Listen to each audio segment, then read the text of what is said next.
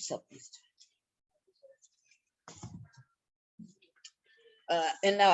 they would not like to see their own wife or daughter in a pornographic image, or being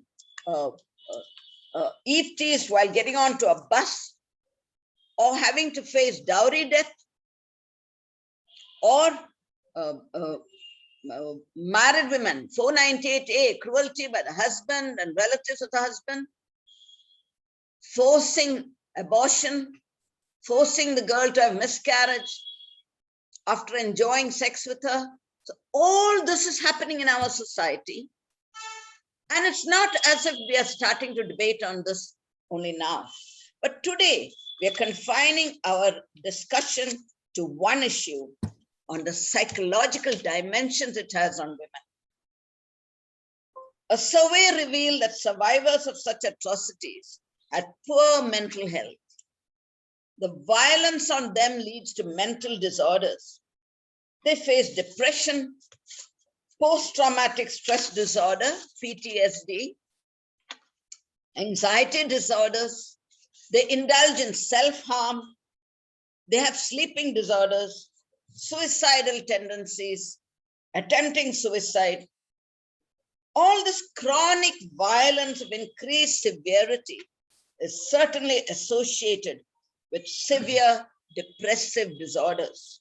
Even the physical symptoms they display, you will see they would complain of headache or back pain or neck pain and joint pain, but it may have a psychological origin. They're seeking cure to their imperceptible emotional distress through physical complaints. I know of a case, and I stop with that, of a retarded girl. She was mentally retarded, and her parents, she lost her father. Her mother used to go to work and always asked her brother that when I'm off to work, be with your sister, you know she's retarded. Once when the mother went to work, the brother made her sit on an armchair and he spends time with her. This girl said she's hungry, and he said she wanted a particular bakery item. He said, I'll just be back.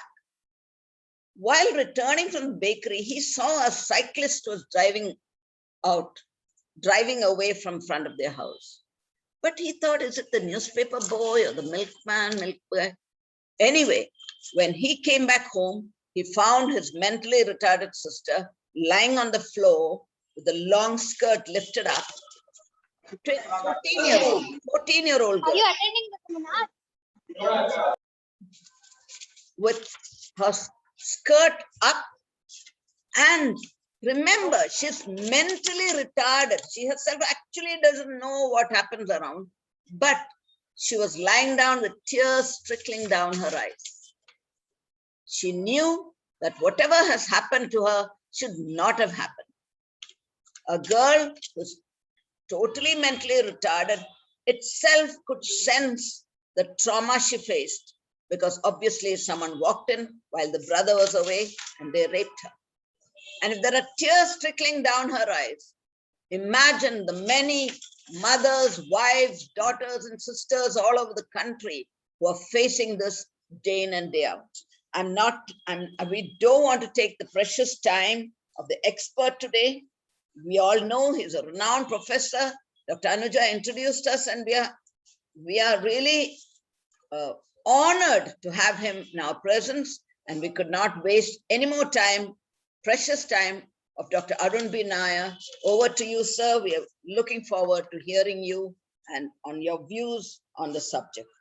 Thank you, Doctor. Thank you, Professor Dr. Rose Verghese, for the sensitivities arising out of the intersectionality approaches, specifically coming out of the humanitarian ideas and the feminist theories. Thank you so much, Professor, for enlightening on those points. I again heartily thank Professor Dr. Arun B. Nair for making it possible for this particular prestigious event from Ramaiah College of Law. Now the floor is yours. Please, Doctor.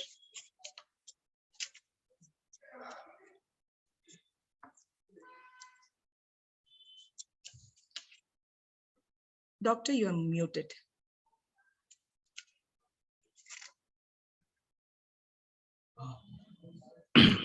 Sir, you are on mute.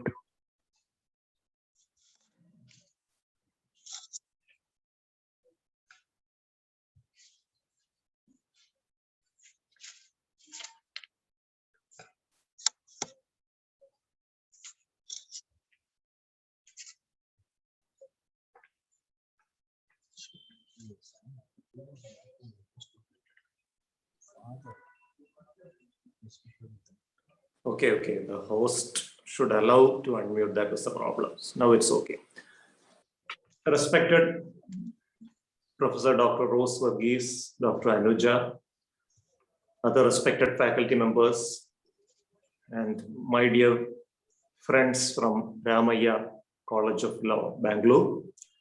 My sincere gratitude to the organizers for giving me this great opportunity to talk about this topic of demystifying the psychological dimensions of violence against women. So violence against women is increasing day by day, and we get reports from different media about different ways in which these violence is happening. Especially in my own state of Kerala, there has been at least a dozen instances of so-called passion crimes or crimes of passion, in which males have resorted to annihilating females from the world because their romantic advances were declined. And a whole lot of other instances of domestic abuse, which has led to suicides, homicides, and a whole lot of other crimes are also surfacing. The situation is similar from all over India and maybe from different parts of the world also. It's in this context that we have to understand what are the psychological factors behind these violence against women. So who are the people who are likely to show violence against women? And what are the psychological impact of violence in a victim, a lady who has been a victim of abuse? We shall discuss both those aspects. Before going to the specifics, some foundations regarding what is mind, what is mental illness, and why does a person develop mental illness? Because these three fundamental things are of utmost importance if you have to follow what is being discussed subsequently. So what is mind? It has been a question which has been confusing the human mind since time immemorial. There used to be a thought process that mind is something which is existing outside the body. There is another theory which says that mind is a constellation of a lot of chemical processes which happen in each and every cell of human body. Whole lots of theories were there. But what modern science has understood about mind is the higher functioning of the human brain. So this conclusion came following a very interesting incident which happened in the United States of America, probably a century back. There was this young gentleman called Phineas Gage, who was a very enthusiastic construction worker. He used to be a very empathetic, decent, dignified gentleman. Whenever any of his co-workers had a problem, he used to go out of the way to help them. He was extremely well-behaved and caring towards females and children. And he was never provoked, he never displayed any inappropriate anger or any other inappropriate emotions at all. It was very difficult to provoke him. That was the reality. One evening, Phineas Gage and his co-workers were working in the construction of a railway track. They had to remove a whole lot of rocks which were in the pathway and construct the railway track in between. A group of workers, including Gage, were walking, and one of the persons who were walking in front had a crowbar on his shoulder. The crowbar just roughly rubbed with the rocks nearby, and the rocks exploded, and in order to escape from that, everybody. The first person with the crowbar jumped first, and his crowbar went and stuck in a particular place such that the sharp end of the crowbar was pointing upwards. Unfortunately, when Phineas Gage jumped, he fell on top of the crowbar, and the crowbar pierced the side of his skull and came to the other part. There was a time in which sophisticated neurosurgical facilities and CT scan and everything was not available. He was taken to the nearest hospital. The doctor did whatever he could, saved the life of the person. He had some disabilities. He had difficulty in walking and headache and all that. He was at rest for 1 month. After 1 month of rest, he recovered and he came back to work. When Phineas Gage came back to work, his behavior had changed beyond recognition. Phineas Gage, who used to be an extremely calm and composed man, now became an extremely irritable person. He was showing noise intolerance. Whenever someone was speaking aloud, he used to close his ears and shout aloud, "Please stop shouting," and such things. Whenever he became angry, he used to suddenly fume and he used to physically assault the other person. He was showing vulgar, obscene gestures towards females and was trying to even sexually assault them. And what was most surprising was that one afternoon, when one of his co-workers collapsed at workplace, Phineas Gage continued to work without being bothered about the co-worker. The others came and asked him, "One of your friends has collapsed. Don't you want to do anything?" Phineas Gage replied in a very callous tone, "Some fellow has fallen down. He is not my relative. He is not my son. He is not my father. Why should I bother about him?" So that was the change in the behavior of Phineas Gage. And it was identified that it was the damage to the frontal lobe of the brain that had led to so much of change in behavior. So subsequent studies conducted on people with head injury, people with tumors in the brain, people with degenerative disorders of the brain, all these showed that whenever there is any form of damage to the brain, there is a definite change in human behavior. Later, a lot of sophisticated investigations came up. Even without any structural damage to the brain, changes in the level of certain chemicals, which we call as neurotransmitters in the brain, that can also lead to behavioral changes. So modern science has understood that mind is the functioning of human brain. It is the higher functioning of human brain because every animal has got some basic functions like hunger, thirst, sexual drive, and aggressive instincts, which are there in every animal to sustain the species. Human beings also have that.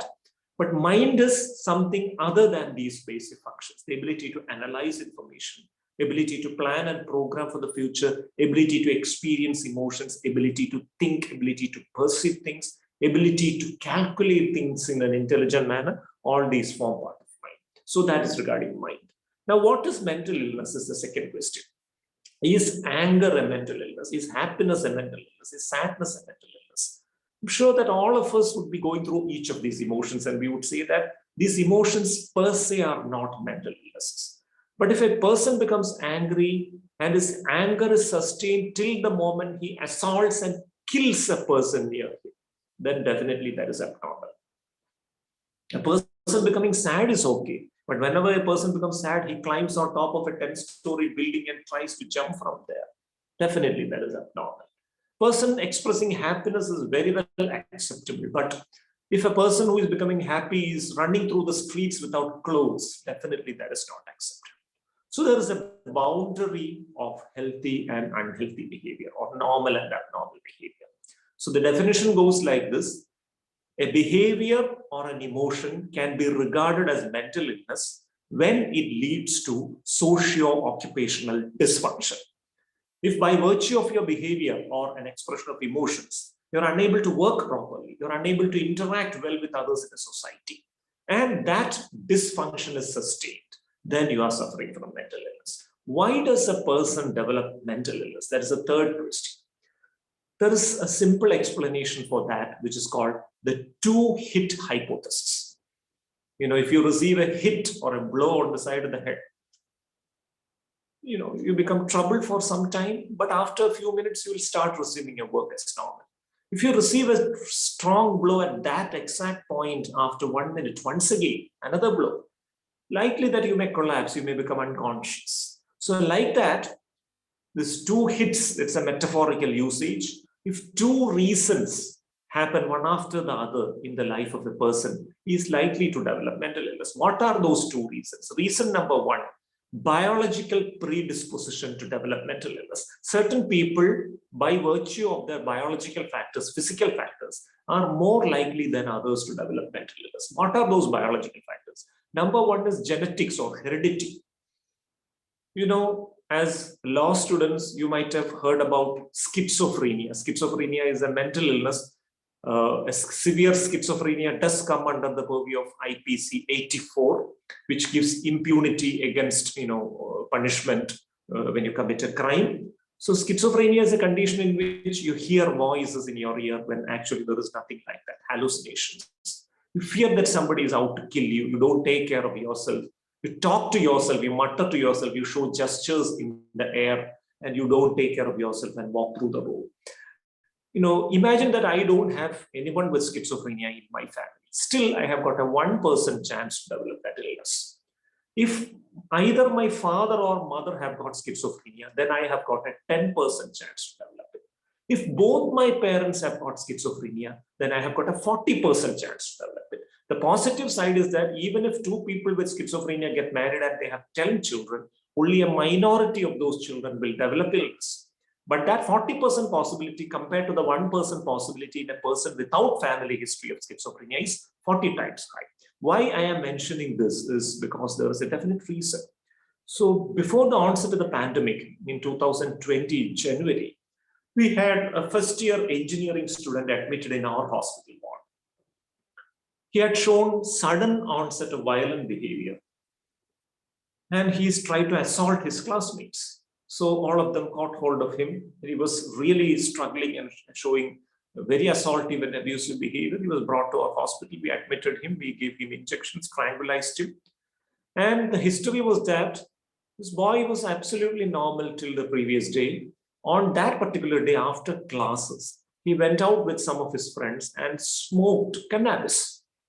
The classmates say that just this person had taken a couple of puffs of cannabis and suddenly he started showing this behavior. They were confused. So we got him admitted, we treated him, and within 1 week, he was absolutely free of symptoms. And at the time of discharge, I told him, see, your problem started following smoking of cannabis. You understood, so that is your problem, isn't it?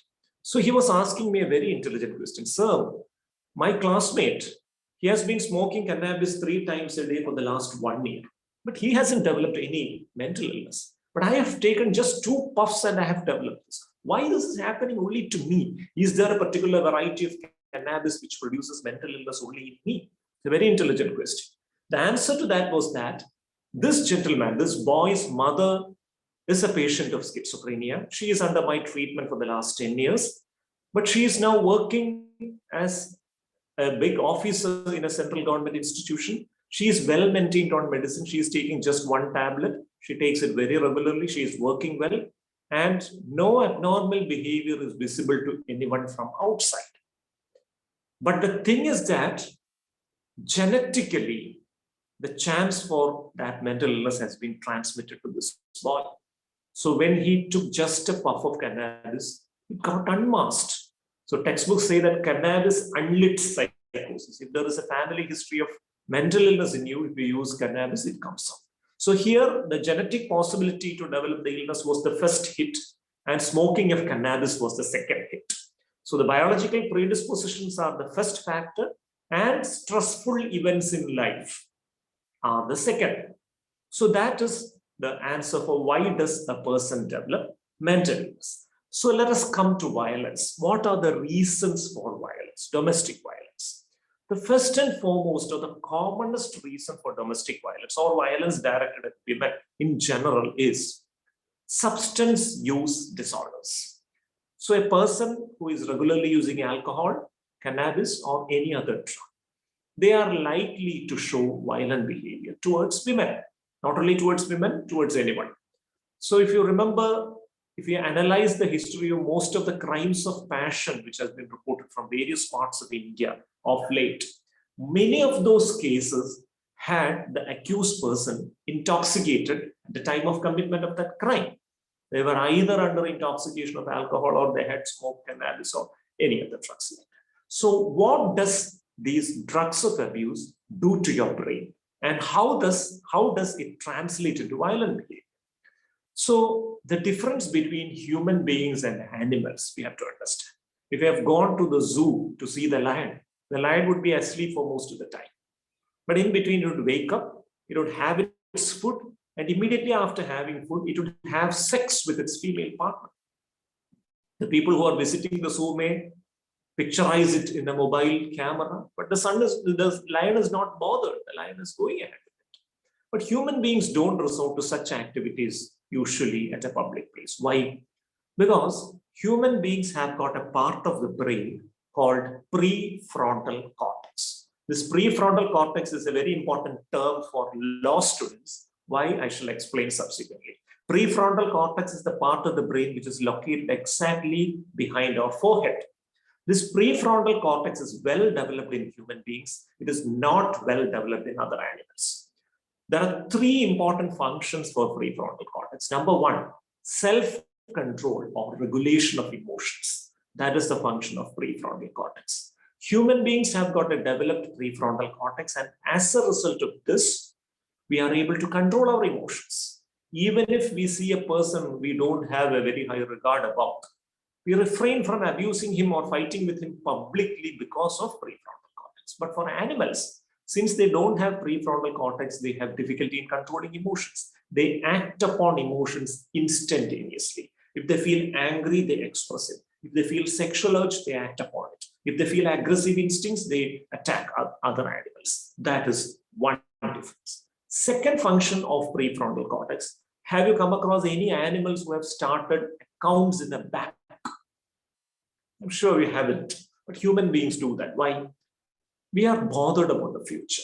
If we meet with an accident or a prolonged illness after 6 months, maybe if we can't go to work for an extended period of time, we need to survive, and for that, we deposit some money in the bank. So we are planning and programming for the future. Animals don't think beyond the present moment. So they don't think about the future. They are not bothered about the future. The third function of prefrontal cortex, there is a chemical in this prefrontal cortex called dopamine, D-O-P-A-M-I-N-E. Dopamine is the chemical which controls our concentration. It controls our motivation. It also controls our happiness. Imagine that to listen to this boring lecture, you need 10 units of dopamine in the brain.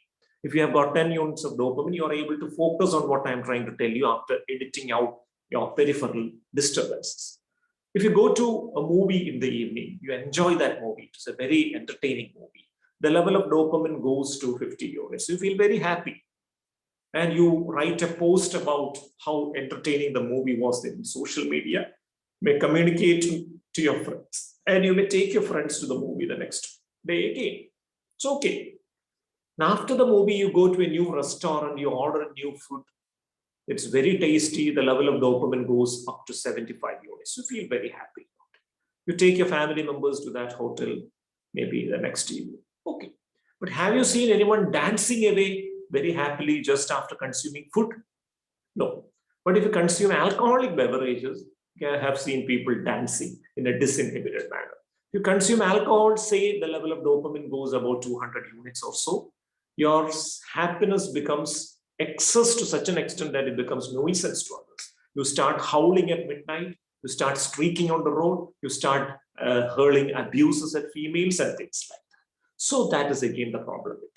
If you use cannabis, hallucinogens, or any other drugs like that, if you are a person who is vulnerable, if you have got a family history or things like that, the level of dopamine can shoot up to about 1000 units. As I said, dopamine is like glucose. If glucose is maintained at a certain level, it is healthy for your body. If it goes above 200 milligrams per deciliter, it leads to diabetes, leads to occlusion of blood vessels. If it goes above 500 milligrams per deciliter, you may even die. So like that, if you use these drugs of abuse and even cannabis, the level of dopamine may go above 1000. And when it goes above 1000, you start hearing certain voices in your ear, some abusive voices. But nobody is there, but you can hear those voices very clearly. That is called auditory hallucinations. You may hear voices commanding you to kill somebody. You may hear voices commanding you to commit suicide. You may suddenly have a feeling that somebody is trying to kill you. A friend is trying to kill you. Your wife is trying to poison you, things like that. So this is what is called substance-induced psychosis. And needless to say, substance-induced psychosis can trigger violence. So there are two reasons why drug addiction or alcohol addiction can trigger violence. Number one, when you take these substances, especially alcohol, the frontal lobe becomes depressed. When the function of the frontal lobe becomes depressed, your self-control is lost. The control to contain your anger is lost. You started behaving disinhibitedly. You assault others. You are not bothered about the pain which the other person undergoes. Number two, sometimes when the level of dopamine goes up beyond a certain level, you develop delusions and hallucinations. You develop psychosis. And based on those delusions and hallucinations, you may turn assault. So, two reasons why a person who is under intoxication, using substances, may abuse. Then again, the second reason for violence against women is something called delusional disorder. To make what is delusional disorder very clear, it is otherwise called Othello syndrome. You might have heard about Shakespeare's famous character Othello.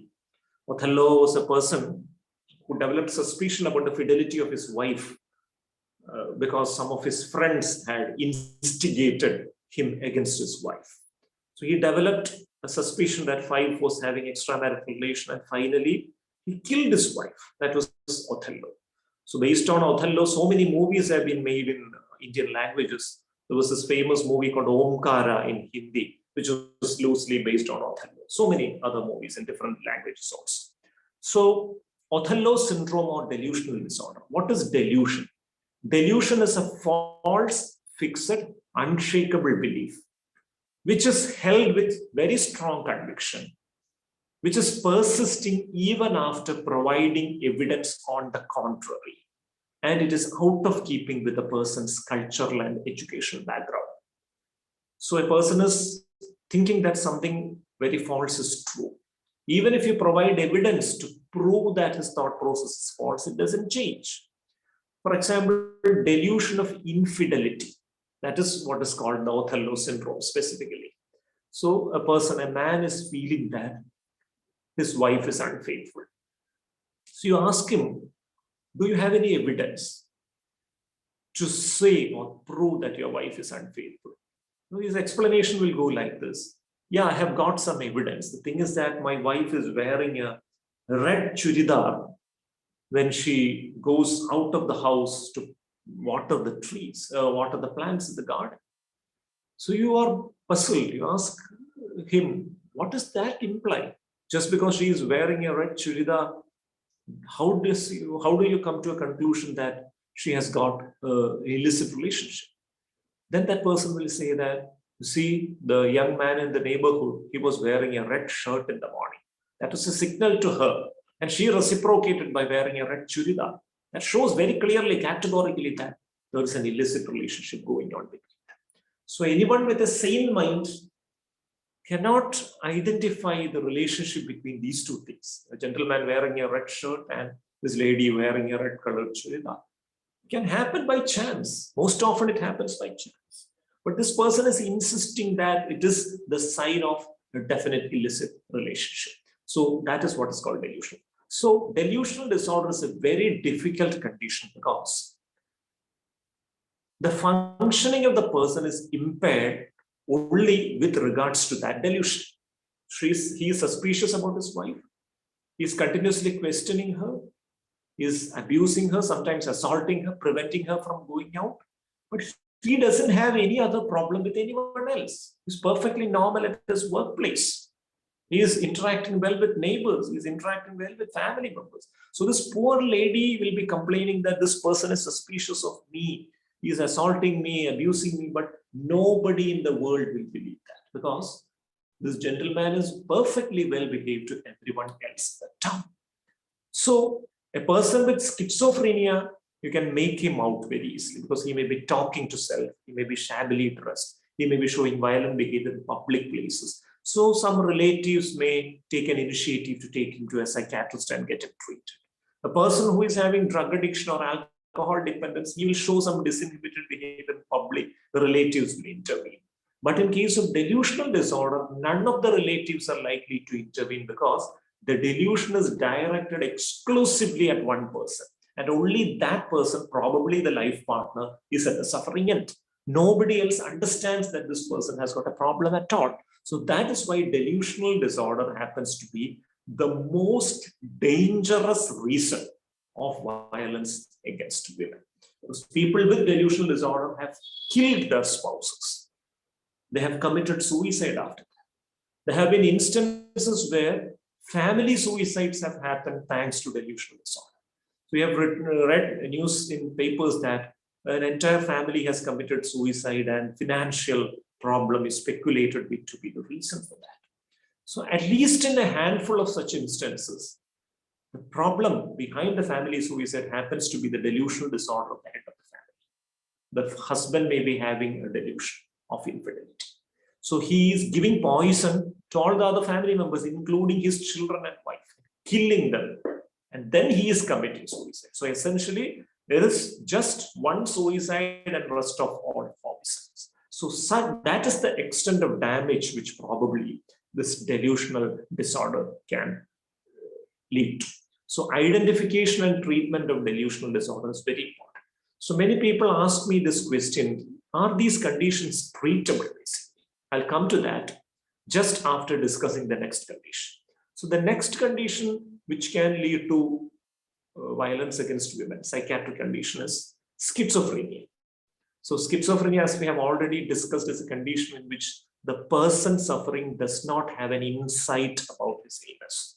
He doesn't think that he has got a problem, but the entire world, entire society knows that he has got a problem because he's talking to himself, he's muttering to himself, he's showing gestures, he's not taking care of himself, he's expressing weird suspicions like his private thoughts are known to others without him telling them.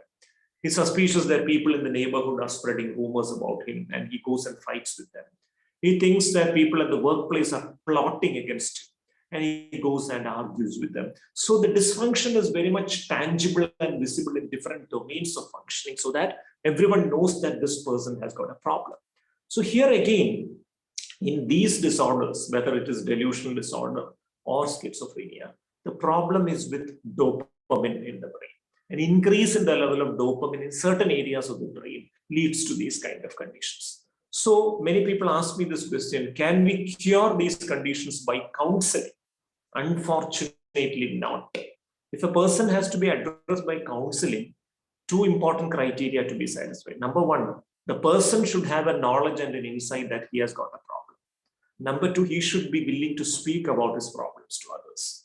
So in these disorders, schizophrenia, delusional disorder, etc., the person will not admit that he has got a problem and he is not willing to discuss that. So here we need to treat him with medicines which clear the level of dopamine in the brain. They are called antipsychotics. Those medicines are given, gradually the level of dopamine becomes normal and gradually these symptoms come down. So if proper treatment is given, most of these people recover completely. If the treatment is started early enough, in the early stage itself, if the treatment is started, we can stop medicines for many of these people. But unfortunately, what happens in our part of the world is the treatment initiation is delayed very much. There is something called duration of untreated illness or DUI. So if a mental illness like delusional disorder or schizophrenia is untreated for more than 2 years, the symptoms are persisting for more than 2 years and nobody is bothering to give him any treatment, then there will be irreversible changes in the brain, and as a result of which prolonged treatment, indefinite treatment with medicines may be needed. So the basic target is to start treatment at the earliest so that it can be cured and medicines can be stopped. So the another condition is there which can lead to violence, and that is called mood disorders. So mood is an emotional state of mind, and conditions in which the emotional state of mind is disturbed are called mood disorders. Following the suicide of Sushant Singh, there was this awareness about depression.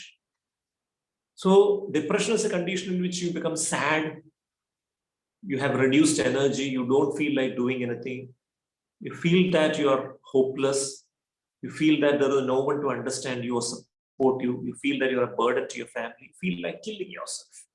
So that is depression. And there is a condition which is just the opposite of depression, that is called mania, condition in which you are overactive, over energetic, over talkative, excessively happy or excessively irritable and angry. And there is a condition in which mania and depression alternate with each other. And that is what is called a bipolar mood disorder. So in bipolar mood disorder, the person may develop an episode of depression. He's treated, he's cured. For a few years, he's perfectly normal. Maybe after 5 or 10 years, he develops an episode of mania. Often again, what happens is that these conditions are not properly treated in our part of the world. So the doctor will say that if you develop depression, you should take medicines for 9 months. But most of the people stop medicines after 2 or 3 months. And again, the chance for the illness relapsing is increased. When a person develops mania, he is violent, so there is no option but to take treatment. But the symptoms may completely remit in 1 month time. The doctor tells them to continue the medicine for 6 months, but within 1 or 2 months, the medicines are stopped. Again, the illness comes back. So these people get married. And after they get married, there can be instances where these episodes of mania can come. And when a person is developing mania, it's becoming so irritable, he talks excessively, he shows sexually, indiscriminate behavior. He shows hypersexual behavior. He may be very much sexually demanding to his partner, which the female may not be able to operate to. So physical as well as sexual violence is possible in that scenario.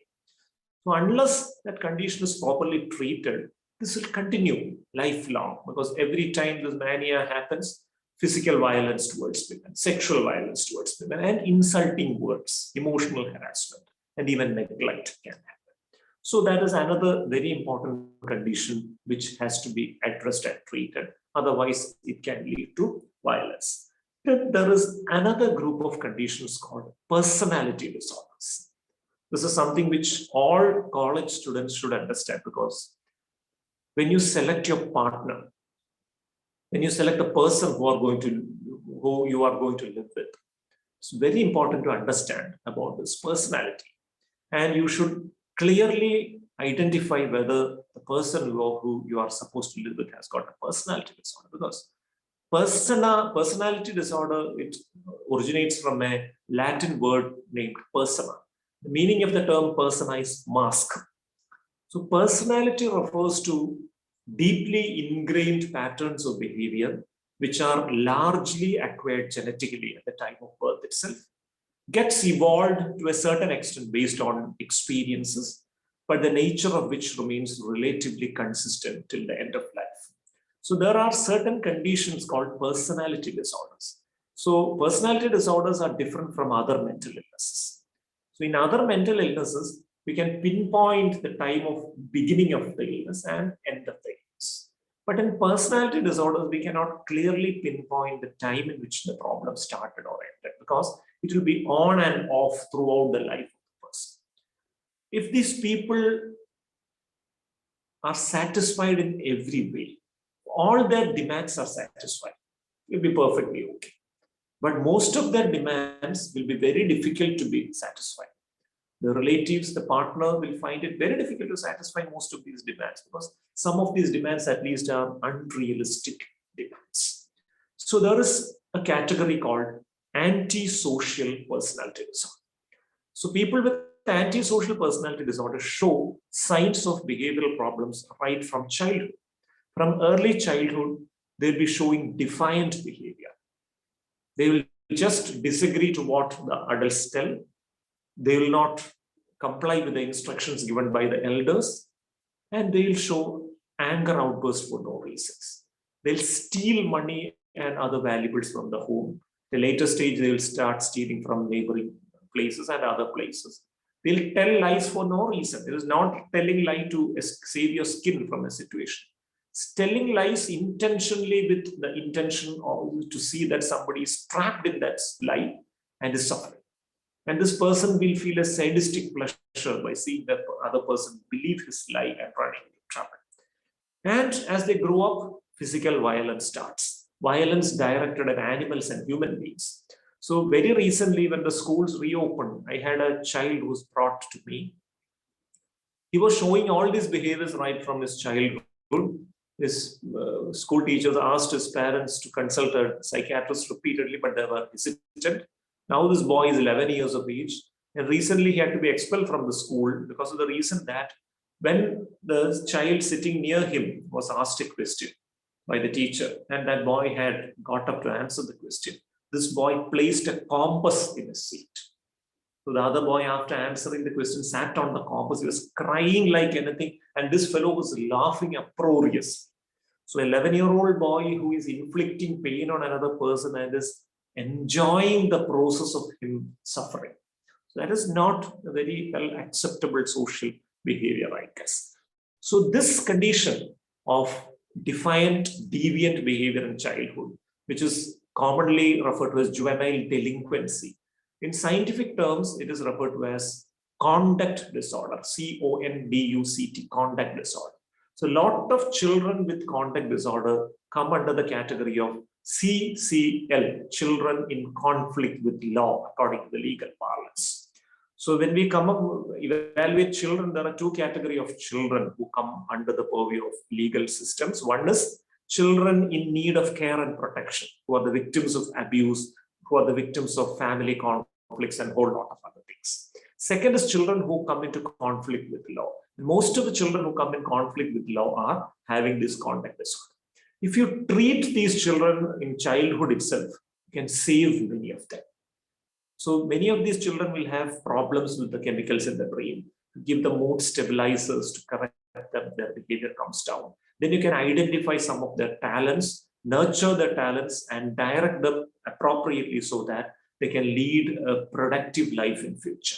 So many such people have, survived and they have done well in life. But if these conduct disorder children are ignored in childhood, they develop or evolve into something called antisocial personality disorders. Antisocial personality disorders are people who are not at all empathetic about others. They don't care about the emotions of others. They enjoy the whole process of inflicting pain on others. They do the same mistake again and again, and they have absolutely no guilt about it. They may kill people and will justify it very cold-bloodedly, say that that person just fought with me and he earned his death that way. That is the way in which many of these people do. So you can imagine a lady who is living with a person with antisocial personality disorder. So whenever he has got a disturbance, he will resort to physically abusing that lady. So it is going to be a very abusive relationship. Then there are other personality disorders called emotionally unstable or borderline personality disorders. These borderline personality disorders are very common in females, but we have seen males also with that problem. So the problem with borderline personality is that these people don't have a capacity to control their emotions. They express all their emotions excessively. They feel angry, they abuse others in public places, they throw objects. So if the wife has got borderline personality, she may abuse the husband, and that may trigger a violence from the side of the husband. And if they feel happy, they display it very openly. They feel sad, they'll just go and show suicidal gestures like cutting the wrist and taking a compass and putting marks all over the body and things like that. And another problem is they get very bored easily. They don't stick to anything. If they go to study a course, they get bored, they shift the course. The relationships also, they shift like that.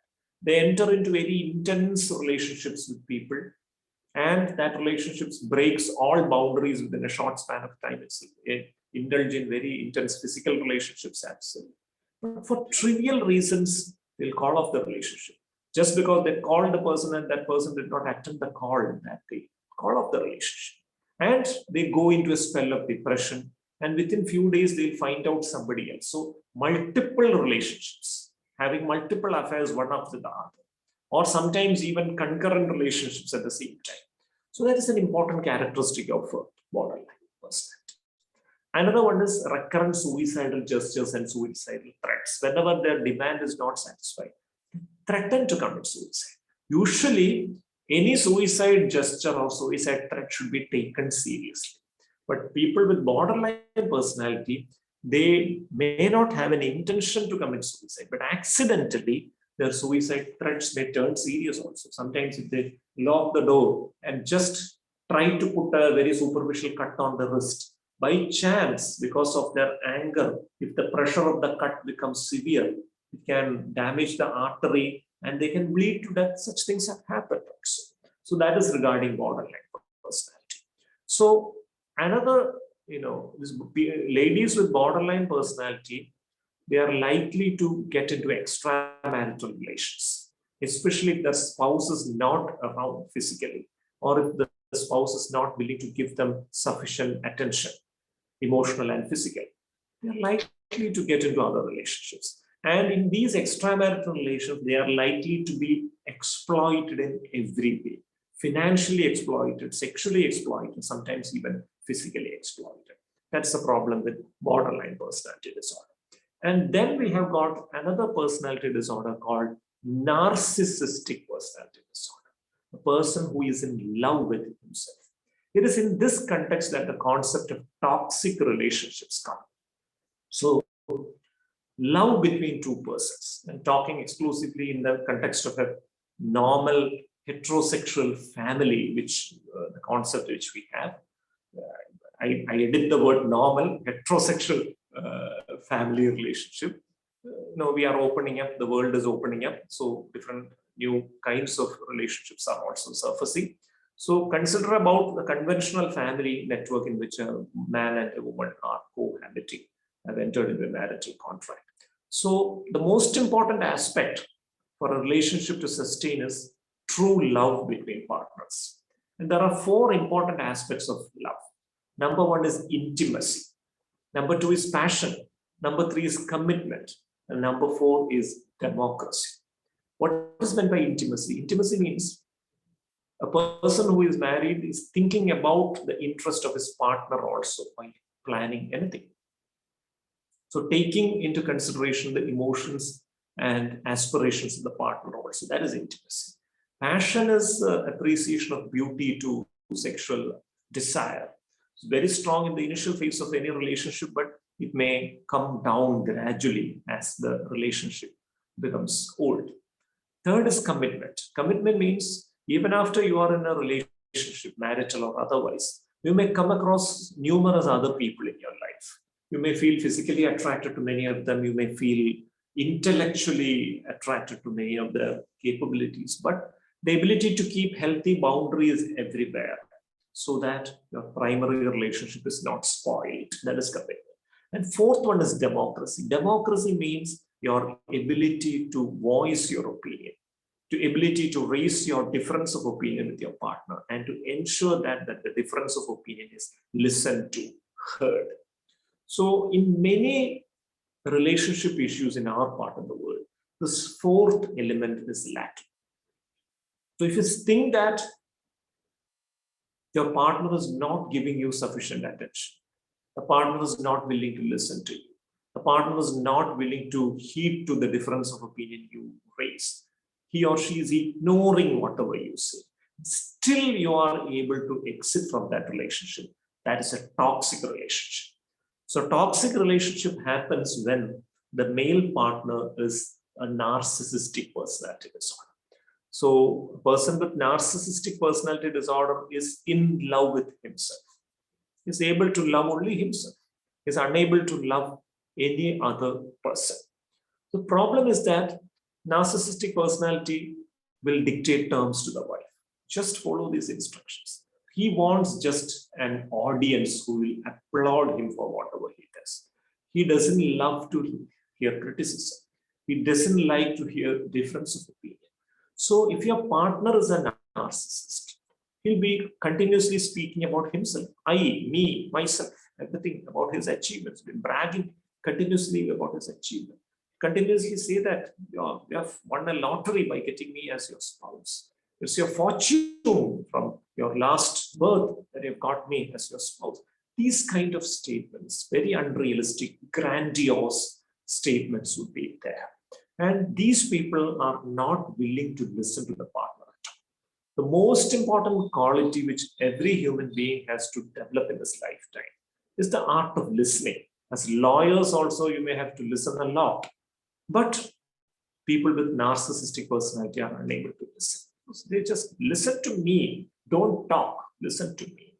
So that is also very traumatic experience for me, because we come across a lot of people, lot of females who are going through something called narcissistic victim syndrome.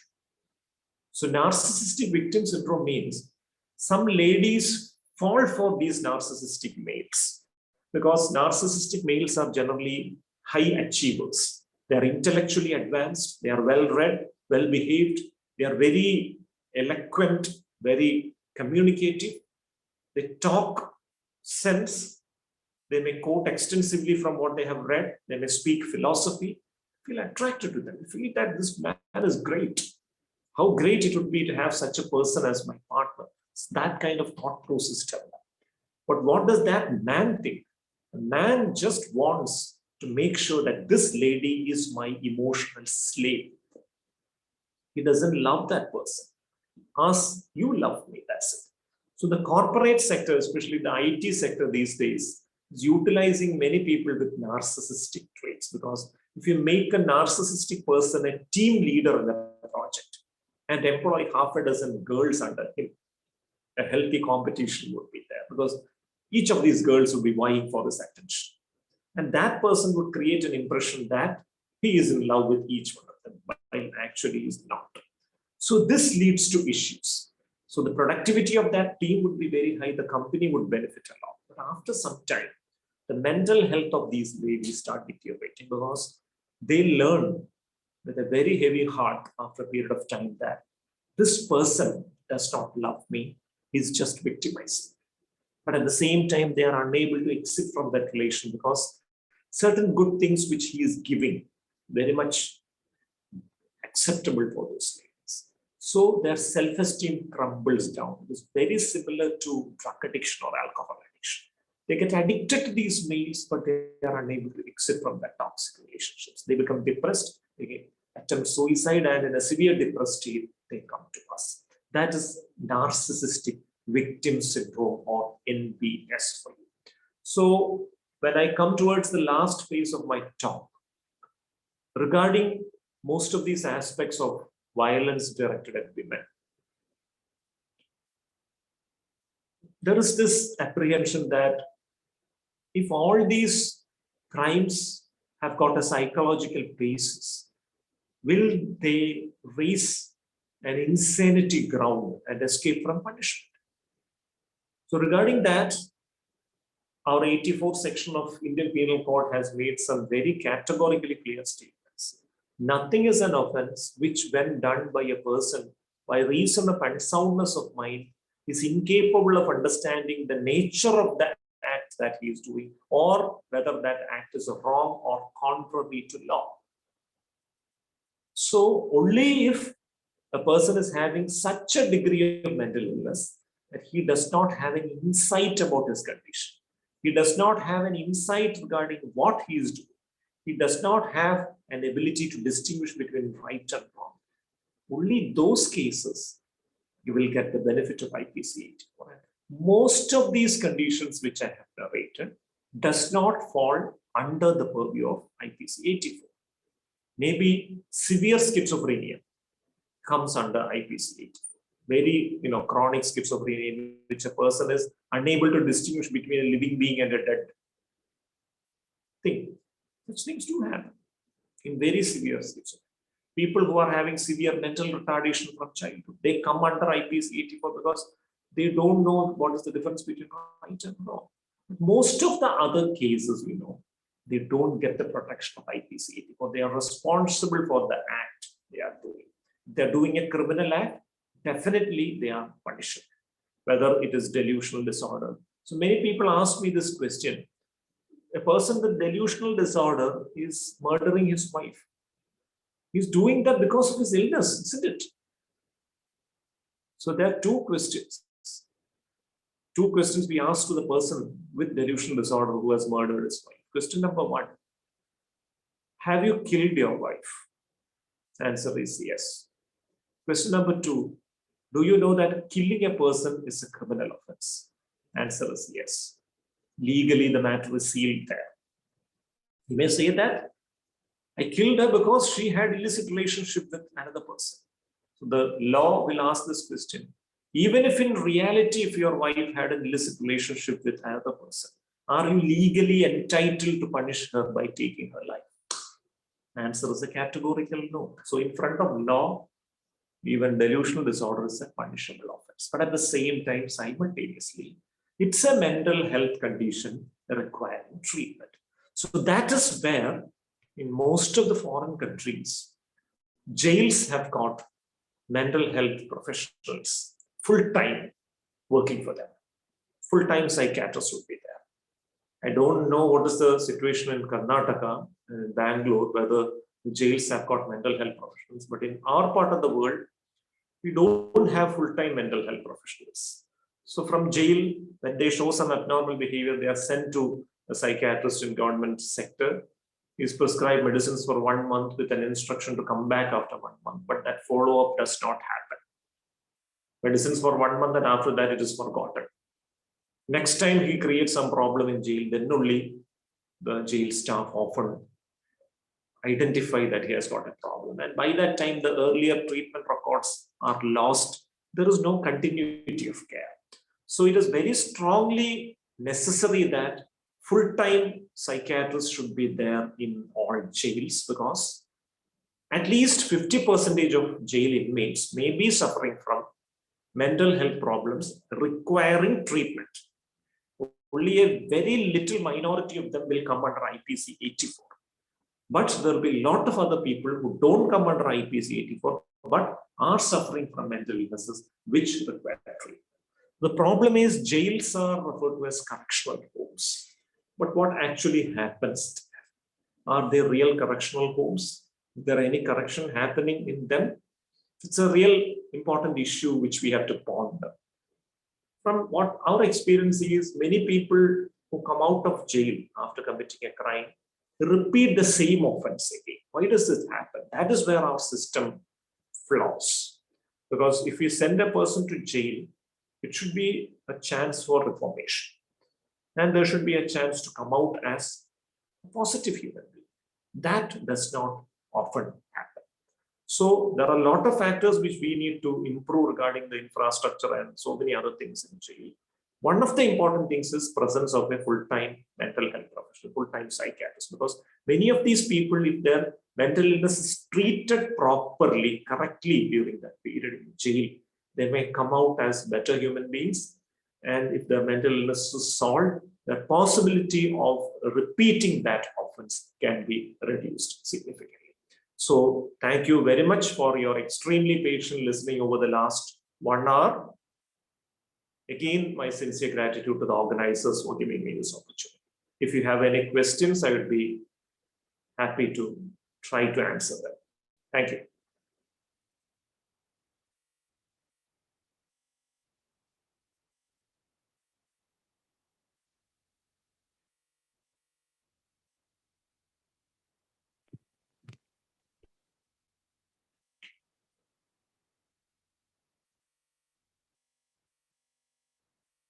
Fine, proceed. No problem. Come. Thank you, Dr. Arun. Thank you so much. Probably we can start off the suggestions and the reflections that Professor Dr. Rose Verghese has with her regarding the lecture. It was really heartening to hear all these kind of explanatory models from your end. Please, Professor Dr. Rose Verghese.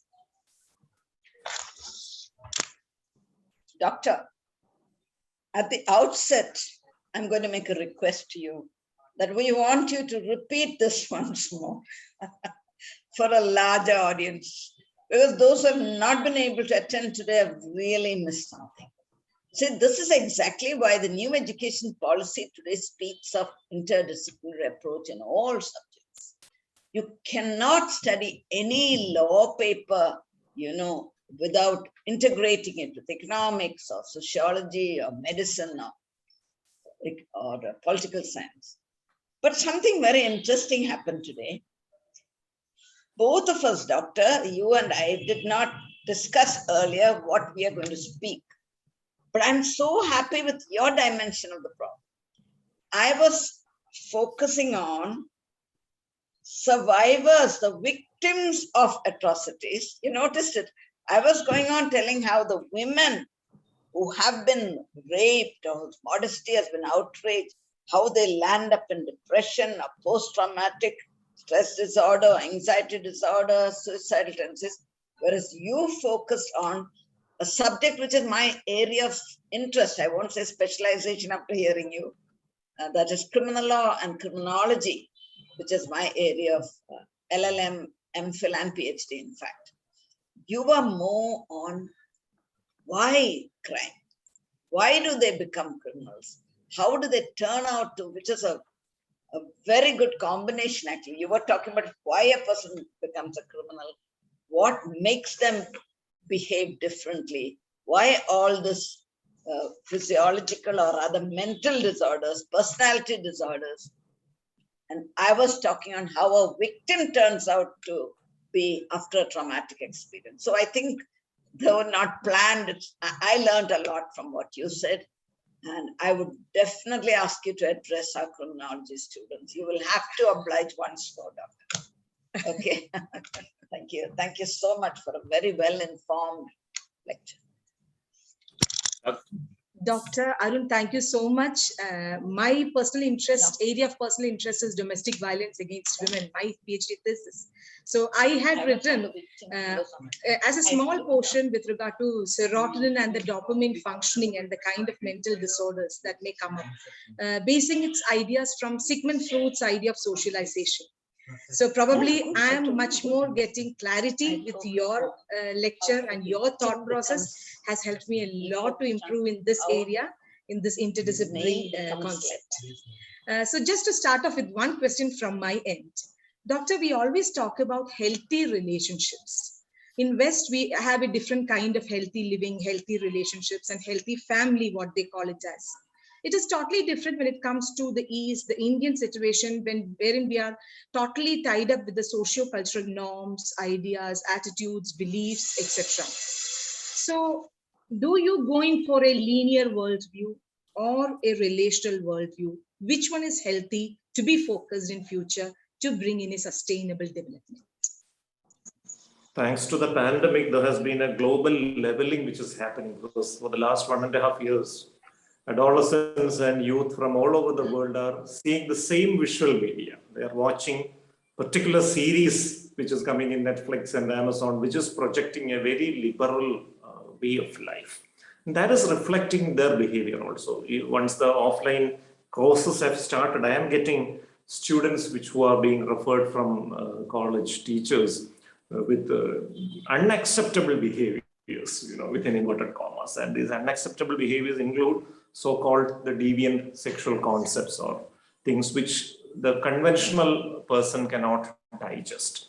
So such a leveling is happening. And since the people who are trained here may go abroad and find a living there, it is very important that we should open our mindset towards a very liberal view of life, which is existing in all over the world. We cannot escape that for sure. But of course, there are certain traditional values which are of great importance and great use in our culture. Thing is that rather than forcing them in a preachy manner on students, rather than telling them what is good and bad, we can focus on what is a healthy choice, healthy and unhealthy choices, how to make a healthy choice out of life, and what are the benefits of sustaining certain relationships in the long run, regarding a philosophical and spiritual dimension, even regarding the purpose of life and things like that. Those elements are incorporated. Our culture and tradition has got a lot of rich, useful, beneficial aspects. If they are presented to the children, the youngsters, in a proper way, just not by inflicting those ideas as inflexible things which they should follow, it's likely that a large section may turn to such things at some point of life, and they may incorporate them into their attitudes, and that may do a lot of benefit to them. Thank you. Thank you so much, Doctor. The floor is open for a few questions to be taken up by Dr. Arun. Students and faculty, please feel free to interact.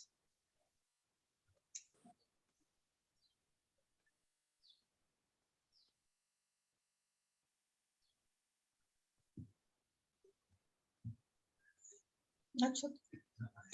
It's okay. Students of RCL, faculty.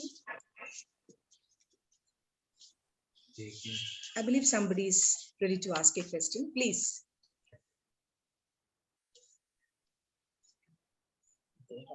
Yes, I believe Jay Kiran has raised his hands. Please, Jay Kiran.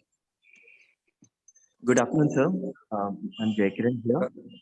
Sir, afternoon. you mentioned about there is the antisocial personality disorder that has been developed in children, especially between the age of 7 to 15. So my doubt is that now the law is taking this into account to increase the punishment or to whether to consider minors who commit heinous crimes should be they treated as juveniles or not.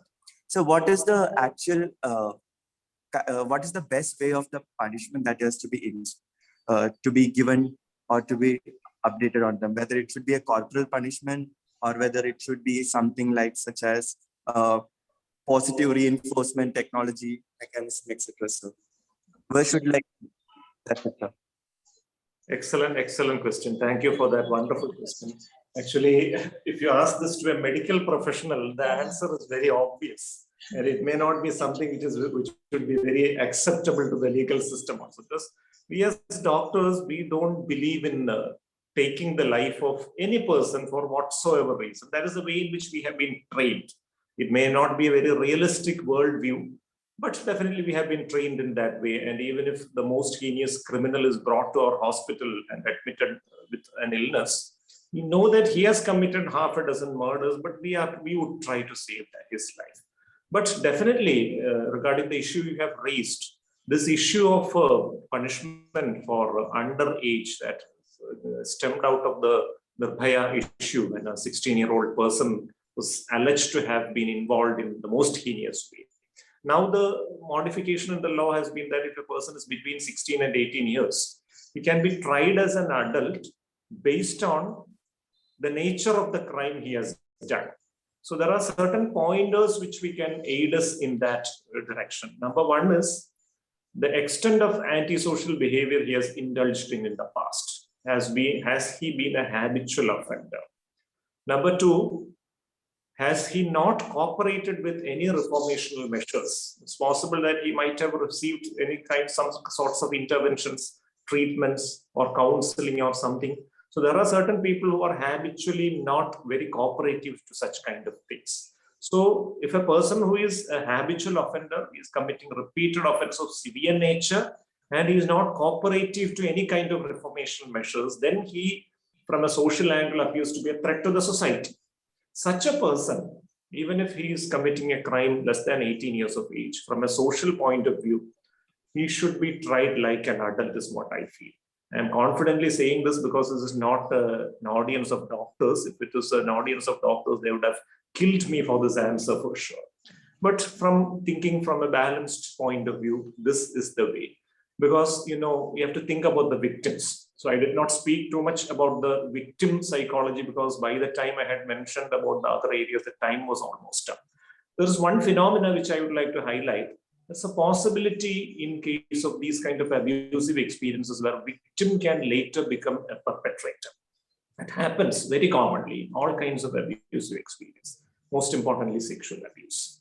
So that is, if a person is running amok and abusing maximum number of persons, he is upsetting the harmony of the society by inducing more and more people to become maybe perpetrators in future. So from a social angle, feel that what I have mentioned, if these criteria are satisfied, should be tried like an adult.